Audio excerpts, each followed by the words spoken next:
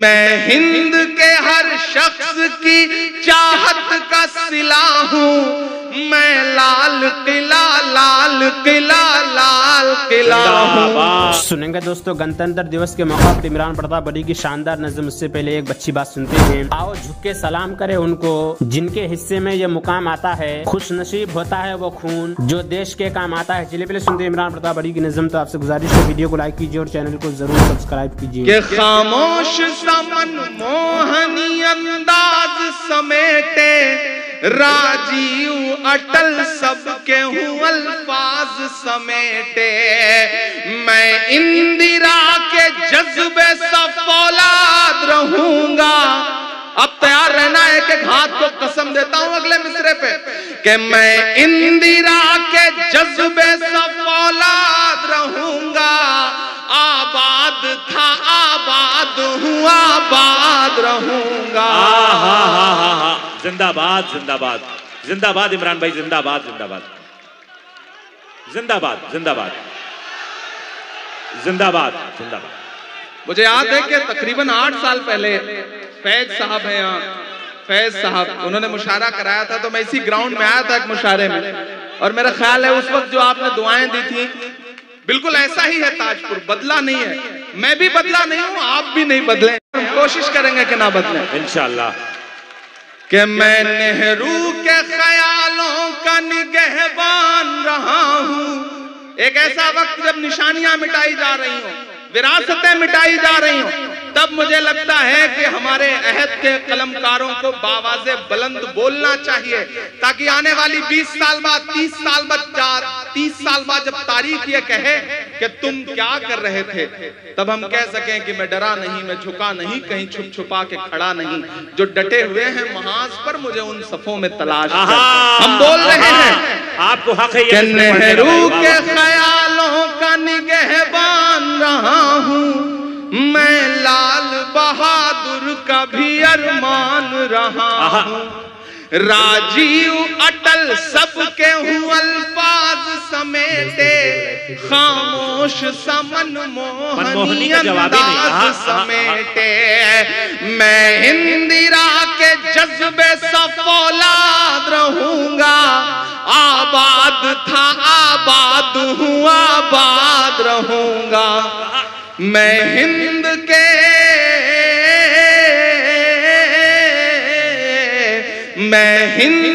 हर शख्स की चाहत का सिला हूँ, मैं लाल किला लाल किला लाल किला हूँ, मैं लाल किला हूँ। आखिरी बंद पढ़ता हूँ इस नज़्म का साथ जी आता कि बेशर्म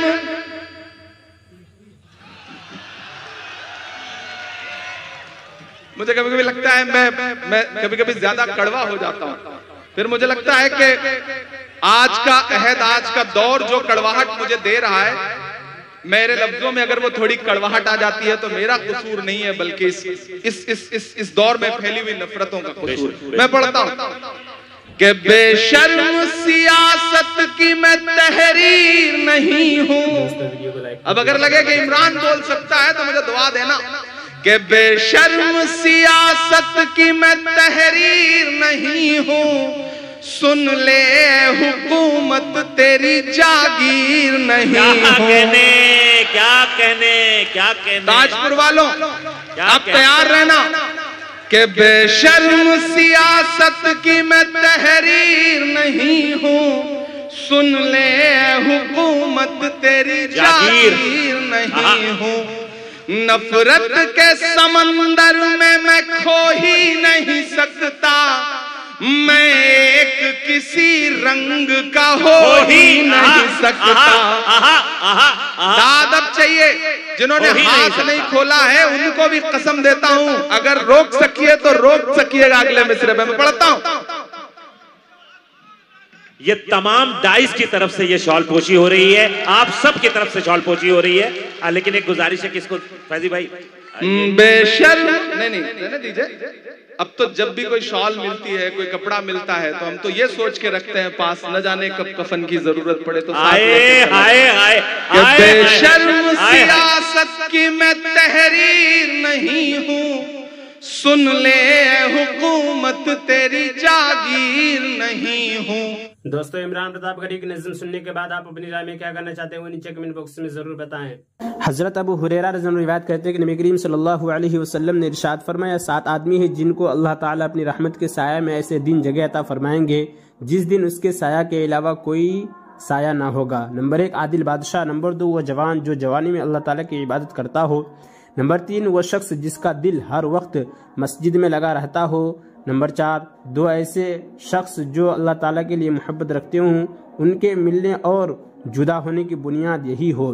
नंबर 5 वो शख्स जिसको कोई ऊंचे खानदान वाली हसीन औरत अपनी तरफ मुतवज्जा करे और कह दे मैं तो अल्लाह ताला से डरता हूँ। नंबर 6 वो शख्स जो इस तरह छुपा कर सदका करे कि बाएं हाथ को भी खबर न हो कि दाहिने हाथ ने क्या खर्च किया है। नंबर 7 वो शख्स जो अल्लाह ताला का जिक्र तन्हाई में करे और आंसू बहने लगे।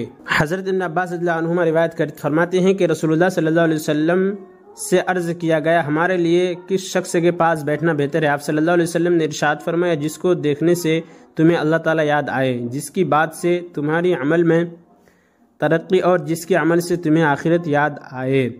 हज़रत अनस बिन मालिक रज़ियल्लाहु अन्हु रिवायत करते हैं कि नबी करीम सल्लल्लाहु अलैहि वसल्लम ने इरशाद फरमाया, जो शख्स अल्लाह ताला का जिक्र करे और अल्लाह ताला के खौफ से इसकी आँखों से आंसू ज़मीन पर गिर पड़े तो क़यामत के दिन अल्लाह ताला उसे अज़ाब नहीं देंगे। हज़रत अबू उमामा बाहिली रज़ियल्लाहु अन्हु फरमाते हैं कि मैंने रसूलुल्लाह सल्लल्लाहु अलैहि वसल्लम को इरशाद फरमाते हुए सुना, कुरान मजीद पढ़ो क्योंकि यह क़यामत के दिन अपने पढ़ने वालों का सिफारिश बनकर आएगा। सूरह बकरा और सूरह आले इमरान जो दोनों रोशन सूरतें हैं, ख़ास तौर से पढ़ा करो क्योंकि यह क़यामत के दिन अपने पढ़ने वालों को अपने साया में लिए इस तरह आएंगे कि जैसे वो अब्र के 2 टुकड़े हों या 2 साहिबान हों या कतार बांधे परिंदे के 2 गौल हों। ये दोनों अपने पढ़ने वालों के लिए सिफारिश करेंगे और खुसूसियत से सूरह बकरा पढ़ा करो क्योंकि इसका पढ़ना याद करना और समझना बरकत का सबब है और इसका छोड़ देना महरूमी की बात है और इस सूरत से गलत किस्म के लोग फ़ायदा नहीं उठा सकते। मुआविया बिन सलाम रहमतुल्लाह अलैह कहते हैं कि मुझे ये बात पहुंची है कि गलत किस्म के लोग से मुराद जादूगर है, यानी सूरह बकरा की तिलावत का मामूल रखने वाले पर कभी किसी जादूगर का जादू नहीं चलेगा। हज़रत माक़िल बिन यसार रज़ियल्लाहु अन्हु रिवायत करते हैं कि रसूलुल्लाह सल्लल्लाहु अलैहि वसल्लम ने इरशाद फरमाया, कुरान करीम की छोटी यानी सबसे ऊंचा हिस्सा सूरह बकरा है जिसकी हर आयत के साथ 80 फरिश्ते उतरते हैं और आयतुल कुर्सी अर्श के नीचे से निकाली गई है, यानी अल्लाह ताला के खास खजाने से नाजिल हुई है। फिर उसको सूरह बकरा के साथ मिला दिया गया है, यानी इसमें शामिल कर लिया गया है। और सूरह यासीन कुरान करीम का दिल है। इसको जो शख्स अल्लाह ताला की रज़ा और आखिरत की नीयत से पढ़ेगा तो यकीनन उसकी मग़फ़िरत कर दी जाएगी। लिहाजा इस सूरत को अपने मरने वालों के पास पढ़ा करो ताकि रूह के निकलने में आसानी हो। फ़ायदा हदीस शरीफ में सूरह बकरा को कुरान करीम की छोटी गालिबन इस वजह से फरमाया कि इस्लाम की बुनियाद, उसूल और अकायद और शरीयत के अहकाम का जितना तफसीली बयान सूरह बकरा में किया गया है, इतना और इस तरह कुरान करीम की किसी दूसरी सूरत में नहीं किया गया है। हज़रत अनस बिन मालिक रज़ियल्लाहु अन्हु रिवायत करते हैं कि रसूलुल्लाह सल्लल्लाहु अलैहि वसल्लम ने अपने सहाबा में से एक सहाबी से फरमाया, ए फलाने क्या तुमने शादी कर ली? उन्होंने अर्ज़ किया, रसूलुल्लाह शादी नहीं की और न मेरे पास इतना माल है कि मैं शादी कर सकूं, यानी मैं गरीब आदमी हूं। आप सल्लल्लाहु अलैहि वसल्लम ने पूछा, तुम्हें सूरह इखलास याद नहीं? अर्ज़ किया, जी याद है। इरशाद फरमाया, सवाब में तिहाई कुरान के बराबर है। पूछा गया, तुम्हें सूरह इज़ा जाअ नस्रुल्लाहि वल फतह याद नहीं? अर्ज़ किया, जी याद है। इरशाद फरमाया, यह सवाब में चौथाई कुरान के बराबर है। पूछा गया, तुम्हें कुल या अय्युहल काफिरून याद नहीं? अर्ज़ किया, जी याद है। इरशाद फरमाया, यह सवाब में चौथाई कुरान के बराबर है। पूछा गया, तुम्हें सूरह इज़ा ज़ुलज़िलतिल अर्ज़ याद नहीं? अर्ज़ किया, जी याद है। इरशाद फरमाया, यह सवाब में चौथाई कुरान के बराबर है। शादी कर लो, शादी कर लो। रसूलुल्लाह सल्लल्लाहु अलैहि वसल्लम के इरशाद का मकसद यह है कि जब तुम्हें यह सूरतें याद हैं तो तुम गरीब नहीं बल्कि गनी हो, लिहाजा तुम्हें शादी करनी चाहिए। हज़रत अबू दरदा रज़ियल्लाहु अन्हु रिवायत करते हैं कि रसूलुल्लाह सल्लल्लाहु अलैहि वसल्लम ने इरशाद फरमाया, क्या तुम में से कोई शख्स इस बात से आजिज़ है कि एक रात में तिहाई कुरान पढ़ लिया करे? सहाबा रज़ियल्लाहु अन्हुम ने अर्ज़ किया, एक रात में तिहाई कुरान कैसे कोई पढ़ सकता है? नबी करीम सल्लल्लाहु अलैहि वसल्लम ने इरशाद फरमाया, कुल हुवल्लाहु अहद तिहाई कुरान के बराबर है। और इमरान प्रतापगढ़ी से जुड़ी खबरों और नज़मों के लिए हमारे इस चैनल को जरूर सब्सक्राइब करें। मिलते हैं किसी और वीडियो में ऐसे ही नई नज़म और नई खबरों के साथ। तो जब तक के लिए दीजिए मुझे इजाज़त और रखिए अपना ख्याल। आप देख रहे थे सुनहरे लफ्ज़ और मैं आपके साथ मोहम्मद ताक़िब। अस्सलामु अलैकुम व रहमतुल्लाहि व बरकातुहू।